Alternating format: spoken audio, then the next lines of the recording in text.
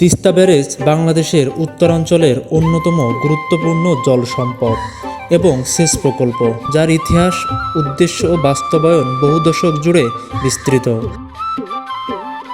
তিস্তা নদী ভারতের সিকিম ও পশ্চিমবঙ্গ হয়ে বাংলাদেশে প্রবেশ করে এবং শেষ পর্যন্ত ব্রহ্মপুত্র নদীতে মিলিত হয়।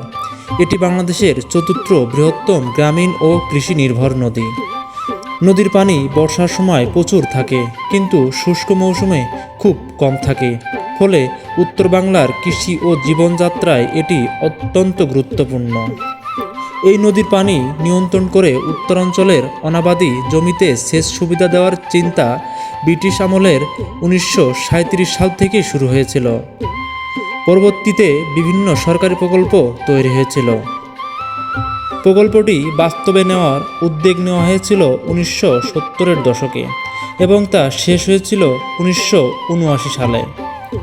তখন বাংলাদেশ পানি উন্নয়ন বোর্ড এবং প্রকৌশলীরা তিস্তা নদীর ওপর ব্যারেজ নির্মাণের কাজ শুরু করেন।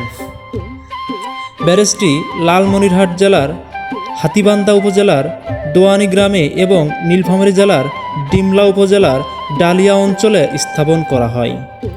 ব্যারেজের সম্পূর্ণ দৈর্ঘ্য 615 মিটার এবং এতে 44টি রেডিয়েটাল গেট রয়েছে।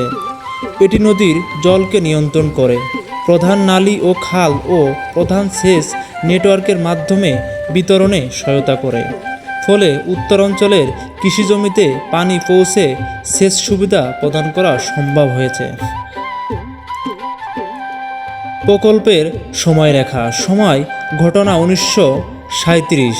প্রকল্প পরিকল্পনা গ্রহণ করা হয়েছিল 1970-এর দশকে এবং প্রকল্পটি কার্যক্রম শুরু হয়েছিল 1979 সালে। ব্যারেজ নির্মাণের কাজ শুরু হয়েছিল 1990 সালে। ব্যারেজের প্রধান নির্মাণের কাজ শেষ হয়েছিল 1998 সালে। ব্যারেজ প্রকল্পের প্রথম পর্যায়ে উন্নত কাজ সম্পন্ন হয়েছিল লালমনিরহাটে।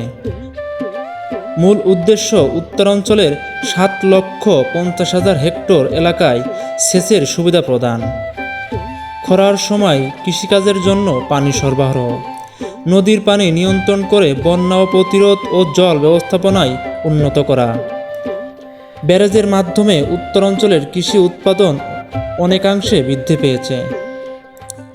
এটি পর্যটনকেও আকর্ষিত করেছে।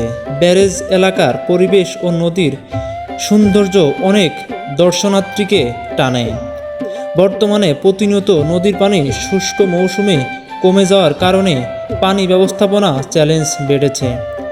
2025 সালে বাংলাদেশ ও চীনা সংস্থা একটি প্রকল্পের প্রস্তুতি নিচ্ছে, যেখানে নদী খনন, বন্যা প্রতিরোধ ও সেচ উন্নয়নের কাজ করা হবে। সংক্ষেপে তিস্তা ব্যারেজের ইতিহাস আবারও জানিয়ে দিচ্ছি। পরিকল্পনা করা হয় 1937 সালে, বাস্তবে তা রূপ নেওয়া হয় 1979 সালে। প্রধান নির্মাণ শেষ হয় 1990 সালে। প্রথম পর্যায়ে সমাপ্ত হয় 1998 সালে।